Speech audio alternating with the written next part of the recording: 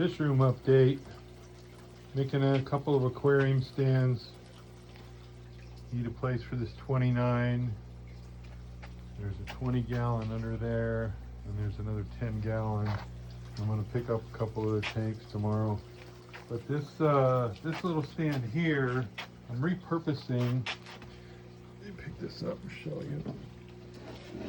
Had a couple bar stools sitting around forever, not being used. I disconnected the chair part off the top, and I'm like, hey, these are decent iron flat things I can repurpose into an aquarium stand. And so I didn't paint the whole bottom. I was in a hurry. But yeah, so those I just put a couple. I'll put there's 8 little holes there where the swivel chairs were attached. And I'll pop some wood screws in there. Boom, 36 by 20. That'll hold this 29 gallon easy. Should be fine for weight. Because those bar stools, they had to hold what, 250, 300 each. You know. Here, this is the big one. These are landscaping blocks from Lowe's. It says not to stack them more than 4 high. My point of view is that that 4 high 2-foot limit is out in the dirt, out in your yard. So on my concrete basement floor, yeah, I went 7 high because I designed this stand so that it could hold a 48-inch tank on the bottom, like a 75 gallon, which is my plan to go pick up tomorrow, 75 to throw on the bottom because it's a little taller. And then on the top, it's 72 inches. In theory, if I really wanted to try it and I had a little extra money, because 125 gallon tanks are expensive. The bigger issue is I don't have any, I would have to hire people to get a 125 into this basement and up on top of that. And the way it's designed, I think it would hold it, because with a 125, a 6-foot tank, these blocks would hold a lot of the load, and those things that can hold 1,000 pounds. You know, you could put a car on that.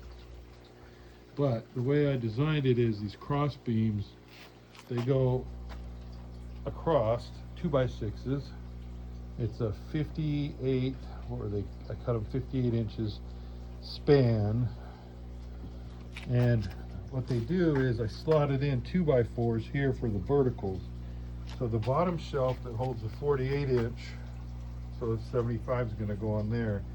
There's 3 2x4s going across on the bottom, and then that's a 48 inch by 24 inch 3/4 inch panel that I painted. I decided to not do black this time.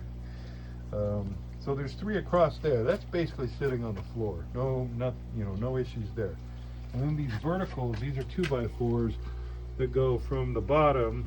So they're sitting on those 2x4s, and it's 2x4 vertical, which will hold quite a bit.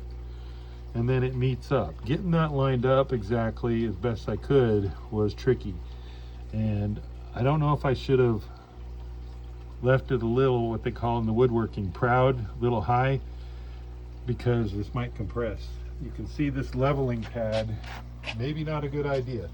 I'll tell you why I set the leveling pad on there. It's because I was having a heck of a time figuring out how I was going to get this square. Basically freeform stacking these blocks. I kind of tried it and tried to get out my T-level, my T-square.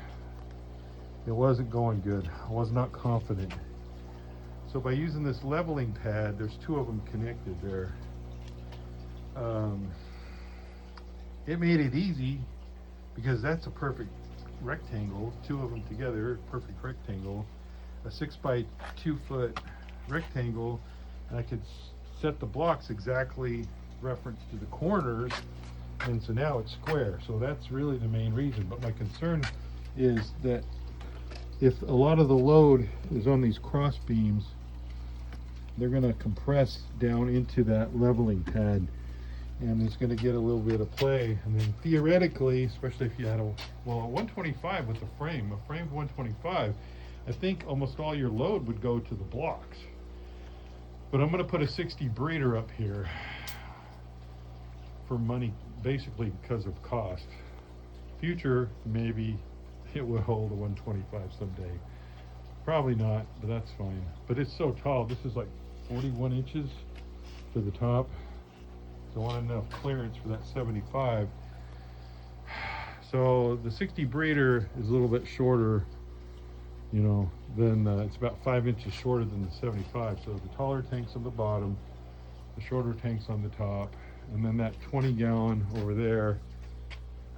I think this might not stay, but the plan is to put the 60 in the middle, the 20 lengthwise on the end here, and then that extra 10 I got theoretically would fit on the end down there. Now with the filtration and everything, that 10 might not go there, because another idea for this fish room, this house when I bought it had this 2x4 3/4 inch plywood